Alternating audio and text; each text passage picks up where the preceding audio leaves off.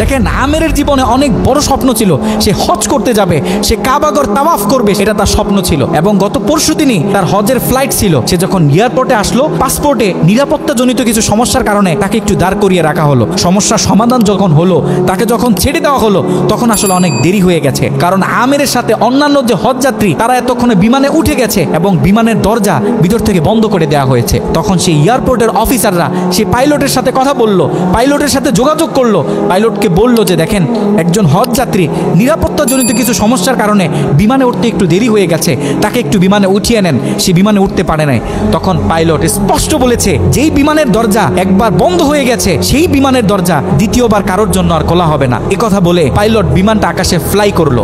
সেই অফিসাররা তখন আমেরকে বুঝাইতেছে, দেখো বিমান তো চলে গেছে, তুমি আর যেতে পারবে না, তুমি বাড়িতে চলে যাও, নেক্সট টাইমে তুমি হজে যাওয়ার জন্য ট্রাই করো। তখন সে আমাদের মুসলিম ভাই, সে হজ যাত্রী, সে কি বলেছে জানেন? সে বলেছে, আমি আমার রবের উপর পরিপূর্ণ তাকওয়া রাখলাম, আমি আমার রবের উপর পরিপূর্ণ আস্থা রাখলাম, আমি হজ করেই বাড়িতে ফিরবো, হজ না করে আমি বাড়িতে ফিরবো না। কথা বলে সে এয়ারপোর্টে দাঁড়িয়ে রইল। ঠিক কতক্ষণ পর সেই বিমান থেকে এয়ারপোর্টে মেসেজ করা হলো যে বিমানের ভিতরে যান্ত্রিক সমস্যা দেখা গিয়েছে, খুব ইমার্জেন্সি বিমানটা সেই এয়ারপোর্টে ল্যান্ড করতে হবে। বিমানটা যখন এয়ারপোর্টে ল্যান্ড করা হলো, যান্ত্রিক যে ত্রুটি, এই ত্রুটিগুলো যখন সমস্যার সমাধান করা হচ্ছে, তখনও সেই অফিসাররা সেই পাইলটের সাথে কথা বলেছে যে দেখেন, কোনোভাবে এই যাত্রীটা একটু নেওয়া যায় কিনা, সে তো হজ করার উদ্দেশ্যে বাড়ি থেকে বের হয়েছে, সে তো বাড়িতে যেতে চাচ্ছে না, হজ না করে তাকে একটু নিয়ে নেন। তখনও সে পাইলট বলেছে যে না, এই বিমান একবার দরজা বন্ধ হয়েছে, সৌদিতে যাওয়ার আগে এই বিমানের দরজা দ্বিতীয়বার কারোর জন্য আর খোলা হবে না। কথা বলে সে পাইলট আবারও বিমানটা আকাশে ফ্লাই করালো। তখনও সে অফিসাররা আমেরকে গিয়ে বুঝাচ্ছে, দেখেন মনে কষ্ট পাইয়েন না, এরকম মাঝে মাঝে হয়, আপনি বাড়িতে চলে যান, যেহেতু হজের নিয়ত করেছেন, আপনার একিনটা যেহেতু সলিড, আপনি যেহেতু একেবারে সহি নিয়ত করেছেন, অবশ্যই আল্লাহ পাক আপনাকে হজ করতে দিবে। আমের তখনও বলতেছে, আমার রবের উপর আমার পূর্ণ আস্থা আছে, আমি তো আমার রবকে চিনি, সে আমাকে হতাশ করবে না, সে আমার মনের আশা রাখবে, আমি হজ করেই বাড়িতে ফিরবো।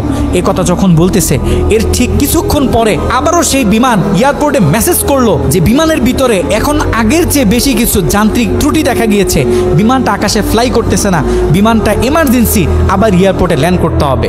বিমানটা যখন এয়ারপোর্টে ল্যান্ড করলো, তখন সে পাইলট নিজে বিমান থেকে নেমে সে অফিসারদেরকে বলতেছে, সেই হজ যাত্রী কই, যাকে ছাড়া আমরা মক্কার উদ্দেশ্যে রওনা দিলাম, তাকে আমার হাতে তুলে দেন। আমি যতটুকু বুঝতেছি, তাকে ছাড়া এই বিমান যতবারই আমরা আকাশে ফ্লাই করব, মক্কার উদ্দেশ্যে রওনা হব, আমার মনে হয় না যে এই বিমান স্বাভাবিকভাবে মক্কাতে গিয়ে পৌঁছাবে। তখন সে পাইলট সে আমেরের হাত ধরে নিজে নিয়ে সে বিমানের ভিতরে বসিয়ে দিল।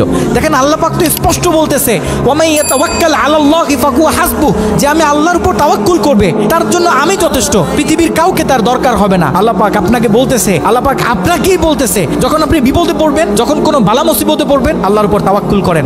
আল্লাহ পাক বলে, whatever you have spent for Allah, Allah is yours increase well. যখন আপনি আল্লাহর উপর সম্পূর্ণ তাকওয়া করবেন, যা কিছু হয়ে যাক, যত বড় বিপদ হোক, যখন আপনি আল্লাহর উপর তাওয়াক্কুল করবেন, তখন আল্লাহ পাকের পক্ষ থেকে আপনার উপর যে বারাকা, যে ব্লেসিংগুলো আছে, এগুলো তখন আল্লাহ পাক বাড়িয়ে দিবে। আল্লাহ পাক পবিত্র কোরআনুল কারিমে অন্য আরেকটা আয়াতে বলে, বান্দা জীবনে অনেক গুনাহ করছো, জীবনে অনেক বিপদ আসবে, অনেক বালা মুসিবত আসবে, খবরদার বিপদের শেষ প্রান্তে গিয়েও যখন দাঁড়াবে, লা তাকুনাতু মির রাহমাতিল্লাহ, খবরদার কখনো তুমি আমার রহমত থেকে নৈরাশ হবে না। এ কারণে আমাদের জীবনে অনেক বালা মুসিবত আসবে, আপস এন্ড ডাউন জীবনে থাকবে, সব সময় যেন আমরা আল্লাহর উপর তাওয়াক্কুল করি।